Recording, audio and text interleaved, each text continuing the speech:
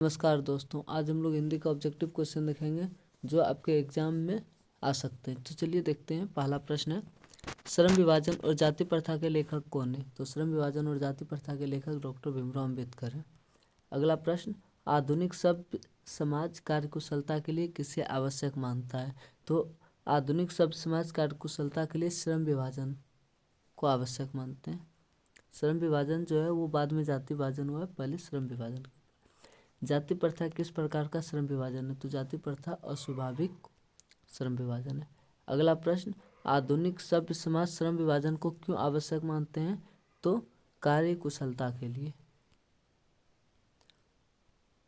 अगला प्रश्न, लेखक के दृष्टि में आदर्श समाज कैसा होना चाहिए? लेखक डॉक्टर भीमराव अम्बेडकर की दृष्टि में आदर्श समाज कैसा होना चाहिए?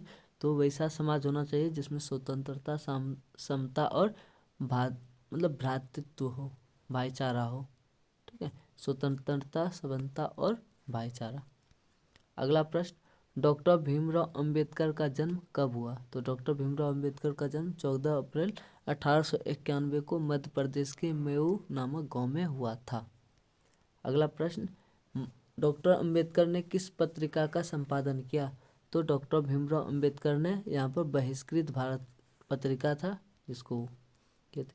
अगला क्वेश्चन, डॉक्टर अंबेडकर का वांग्य हिंदी के कितने खंडों को प्रकाशित हो चुका है? तो अभी कितने खंडों का प्रकाशित हो चुका है? तो 21। अगला, मूक नायक क्या है? तो मूक नायक हम लोग का क्या है? वो पत्रिका जो डॉक्टर भीमराव अम्बेडकर लिखे थे। अगला प्रश्न, श्रम विभाजन और जाति प्रथा बाबा साहब के किस भाषण का संपादित अंश है? तो श्रम विभाजन और जाति प्रथा एक भाषण था जिसको लिखा गया था। तो ये हम लोग का एनिहिलेशन ऑफ कास्ट क्या था? आपका आंसर हो जाएगा एनिहिलेशन ऑफ कास्ट। चलिए अगला प्रश्न, निम्नलिखित रचनाओं में कौन सी रचना डॉक्टर अंबेडकर की है? तो द कास्ट इन इंडिया, फिर द अनटचेबल, फिर हु आर दे, फिर हु आर शूद्रास। तो ये सारे के सारे जो है आपका डॉक्टर भीमराव अम्बेडकर लिखे थे, इसलिए इसका आंसर क्या हो जाएगा? इनमें से सभी। अगला प्रश्न, अंबेडकर के भाषण एनिहिलेशन ऑफ कास्ट को किसने हिंदी में रूपांतरित किया था? इंग्लिश में था, इसको हिंदी रूपांतरित ललई सिंह यादव ने किया था। अगला प्रश्न, विष के दांत शीर्षक कहानी के कहानीकार कौन है? तो विष के दांत को किसने लिखा था? तो नलिनी विलोचन शर्मा ने। विष के दांत कहानी किस वर्ग के अंतर्विरोधों का उजागर करता है? तो ये हम लोग का मध्य वर्ग के अंतर्विरोधों का उजागर करता है। ठीक है, चलिए अगला प्रश्न, गिरधर कौन था? गिरधर लाल कौन था? तो वो हम लोग के मदन के पिता थे जो ड्राइवर था। मदन ने कासू के कितने दांत तोड़े थे? तो मदन ने कासू के 2 दांत तोड़ दिए थे खेलने वक्त। अगला प्रश्न, खोखा किसको कहा जाता था? तो खोखा कासू को कहा जाता था। आंसर यहाँ दिखिएगा क्या है? कीसु, कुसु और केसु, ये तीनों नहीं होंगे, हम लोग का क्या होगा? सिर्फ कासू। अगला, गिरधर किस वर्ग का प्रतिनिधित्व करता था? गिरधर जो ड्राइवर था वो निम्न मध्यम वर्ग का प्रतिनिधित्व करते थे, जबकि सेन साहब मध्यम वर्ग के।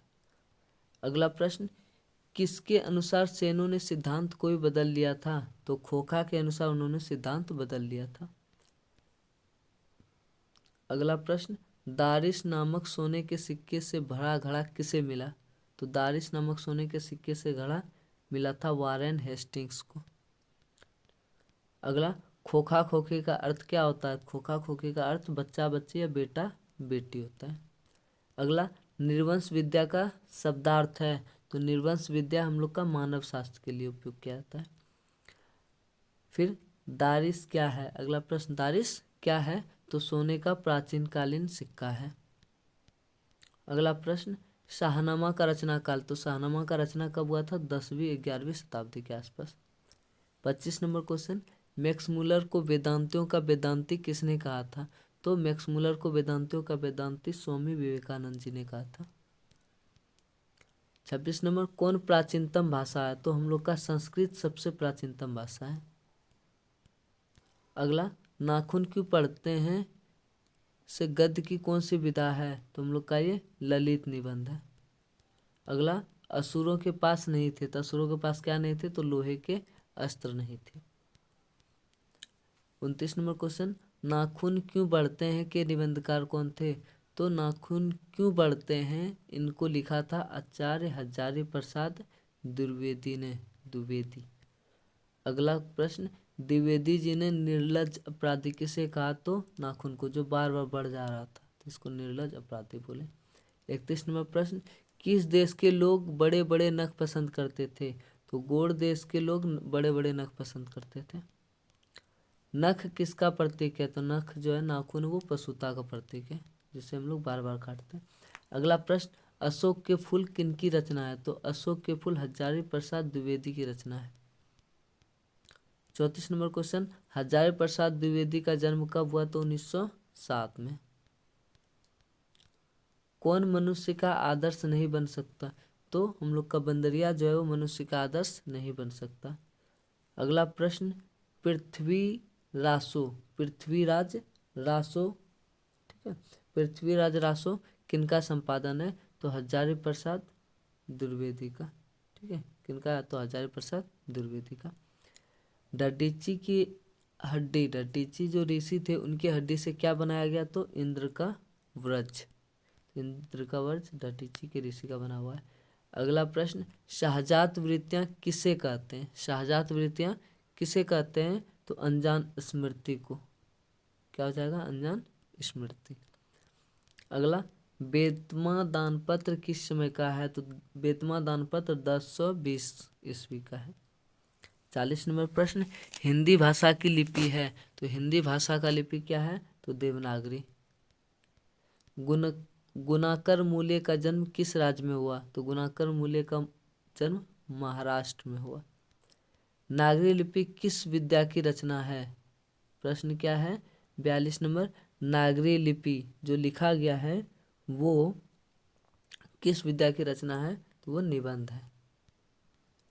नागरी लिपि के मतलब आरंभिक लेख मिलते हैं, तो आरंभिक लेख कहाँ मिलते हैं? तो दक्षिण भारत में। ठीक है, चलिए अगला प्रश्न, गुप्त काल के किस लिपि का संबंध है? तो गुप्त काल में जो है हम लोग का ब्रह्मी लिपि क्या था? तो ब्रह्मी लिपि का संबंध है। श्रवण बेलगोल, ठीक है, श्रवण बेलगोला कहाँ जैन तीर्थ है, वो कहाँ पर स्थित है? तो कर्नाटक में स्थित है। चलिए 46 नंबर क्वेश्चन, हिंदी के आदि कवि कौन है? तो हिंदी के आदि कवि जो है वो सरहद पाद है। 47 नंबर क्वेश्चन, बेतमा कहाँ है? तो बेतमा हम लोग का इंदौर के पास है। 48 नंबर, गुणाकार मूल्य की मृत्यु कब हुई? तो गुणाकार मूल्य की मृत्यु कब हुई? तो 2009 में। अगला, टकसाल का संबंध है? टकसाल सिक्के से संबंध है, जहाँ पर सिक्के ढाला जाए उसको टकसाल कहते हैं। अगला, अगोम मतलब अमोघ वर्ष कौन था? तो अमोघ वर्ष कौन थे? तो प्रख्यात राष्ट्रकूट राजा। 51 नंबर क्वेश्चन, अमरकांत को किस कहानी के लेखक के लिए पुरस्कृत किया गया? तो अमरकांत के किस कहानी लेखन के लिए पुरस्कृत किया गया था? तो वो था डिप्टी कलेक्टरी। 52 नंबर क्वेश्चन, उत्तर भारत से नागरी लिपि के लेख कब से मिलने लगे? तो उत्तर भारत से नागरी लिपि के लेख हम लोग का 8वीं सदी में मिलने लगे थे। 53 नंबर क्वेश्चन, बहादुर शीर्षक कहानी के कहानीकार कौन है? तो बहादुर शीर्षक जो कहानी है उनको लिखा कौन है? तो अमरकांत ने।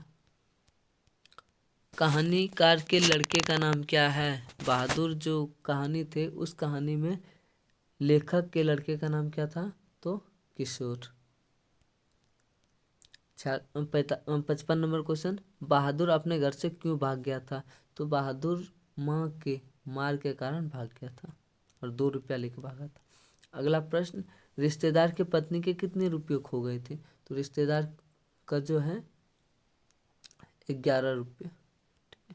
चलिए अगला प्रश्न, बहादुर का पूरा नाम क्या था? तो दिल बहादुर, जिससे उसका दिल उड़ा करके बहादुर नाम रखा गया था।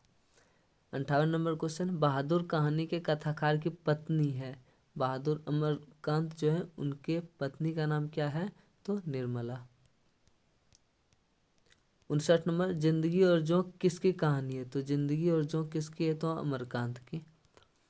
अमरकांत किस पुरस्कार से पुरस्कृत किया गया? तो साहित्य अकादमी पुरस्कार। क्या होगा आंसर इसका? साहित्य अकादमी पुरस्कार से अमरकांत को। चलिए आज हम लोग यहीं रखते हैं, और अब शायद थोड़ा सा टेस्ट के बारे में भी हम लोग, ऑनलाइन टेस्ट के बारे में बात करते हैं। तो चलिए आज हम लोग यहीं पर समाप्त करते हैं।